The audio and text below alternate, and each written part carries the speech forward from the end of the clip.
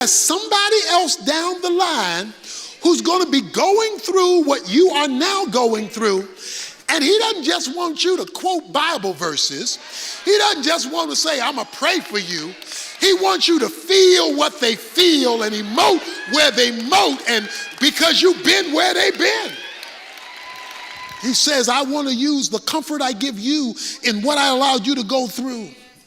He does it for another reason, to grow us. James chapter 1 verses 2-4 says, the testings of your faith is to develop you.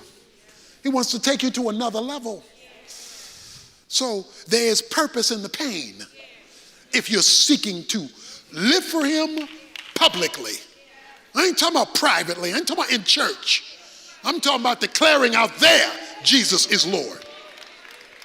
Then he will allow people to come against you, people to reject you, people to talk about you as sure as you're born. He will allow that people to scheme against you. He will allow people to politic against you. He will allow somebody else to get that promotion that you've been working hard, because he has a reason.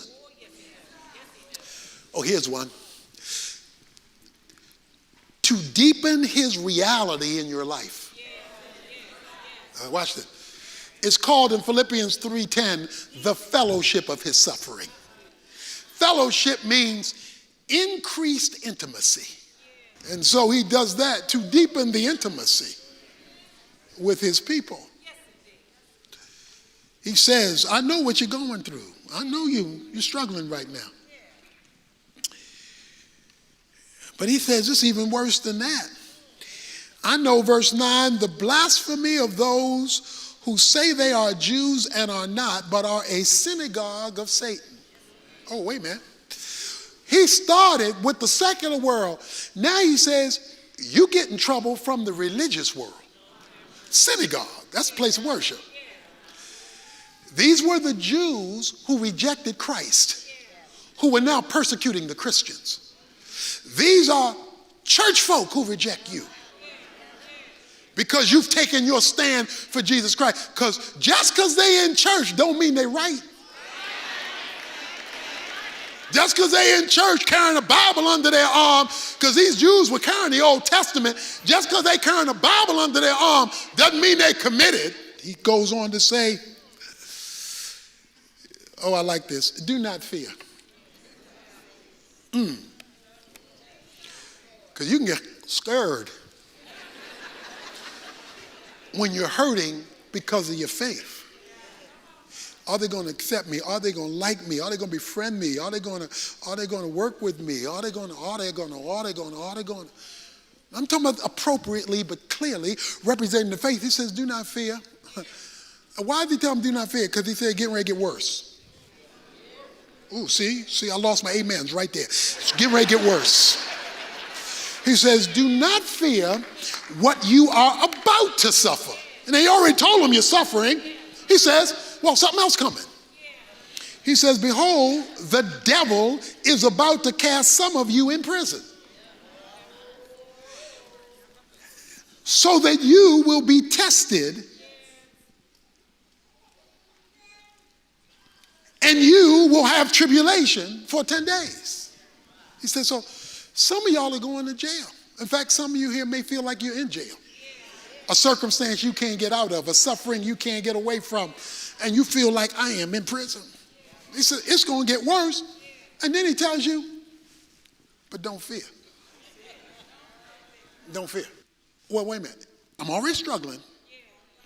You're telling me if I keep my public identity with you, it's going to get worse. And then you tell me don't be scared. Come on, man. How am I going to deal with that? He says, don't be afraid, because you will undergo some trouble for 10 days. In other words, I got my hand on the clock. I'm going to allow it, but I'm also going to determine when it's going to end. So watch this. If God says in 10 days it's going to be over, you want to make sure you're done. And Satan is on a leash. And I didn't give him 10 days to do his stuff for me to do in you what I want you to do. But at 10 days, I'm jerking that sucker back. Because he's not just the devil, he's my devil. And I use him as I please. If you don't believe me, ask Job. He's my devil. I tell him how far he can go and how far he can't go and how long he can stay there. Because I am the sovereign God and I am in charge. So you make sure you are identified with me. This is not a time for weak-kneed Christians. This is not a day for silly saints. This is a day for men and women who name the name of Jesus Christ to name the name of Jesus Christ. And do not fear, he says. That's why I like the three Hebrew boys, Shadrach, Meshach, and Abednego. Nebuchadnezzar gets the big head. Nebuchadnezzar gets the big head, and Nebuchadnezzar says, I want everybody in my kingdom of Babylon to bow. Everybody bow before me. Shadrach, Meshach, and Abednego said, now, O king, we're going to respect you. Okay.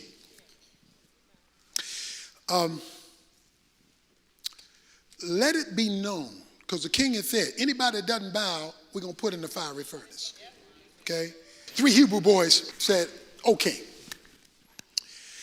Let it be known to you today that we will not bow. We'll serve you. We'll give you, because they were in the employment of the king, so we'll give you the best of our time, the best of our energy, but hitting our knees? Oh, no. No, we ain't doing that. And as to your threat that you're going to fire us, as to your threat, our God, watch this next phrase, whom we serve. Not our God who we talk about in church. Not our God who we just reference every now and then. Our God who we continually serve. This ain't new. We ain't just bringing up this today. We have been serving him while we've been working in the secular government. But our God whom we serve is able to deliver us from your fiery furnace. O king, you may be in charge, but you're not the final word. Even if he does not. Even if I lose the job, lose the raise, lose the contract, lose the recognition, even if he does not, let it be known to the king this day, we will not bow. We're going to make that clear. So the king is hot now because they ain't doing what he told them to do, and he their boss. But he's asking him to make him Lord. They can't do that. So they are put in the fire. Put in the fire. They made it 7 times hotter because he was so hot, he made the fire hotter. He comes to the glass in the furnace. He looks at the fire burner. Whoa. He asks his boys, how many people we put in there? Oh, can you put in 3 people? Meshach, Shadrach, and Abednego. Well, I'm looking through this glass right now. And I'm seeing 4 folk. There's Meshach, Shadrach, Abednego, and there's another dude in there, like the Son of God, walking around. Now here it is. Here it is. Watch this. Watch this. This is what I like about it. Before they put them in the fire, they bound them, hand and foot. But when the king looked in and saw them, it says they were walking around in the fire. They bound them up, but they walking. So I'm here to tell you, make Jesus Lord. That does not always mean he will deliver you from, but it does mean he'll join you in. And if he joins you in, there's victory even in the fire.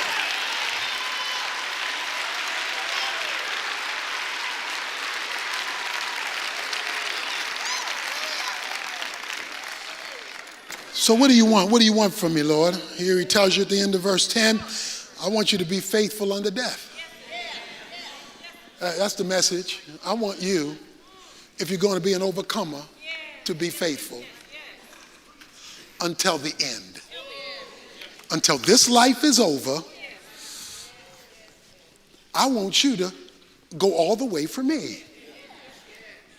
Faithfulness is dependability regardless of circumstances. It says, be faithful unto death in your commitment to me and your living underneath my lordship.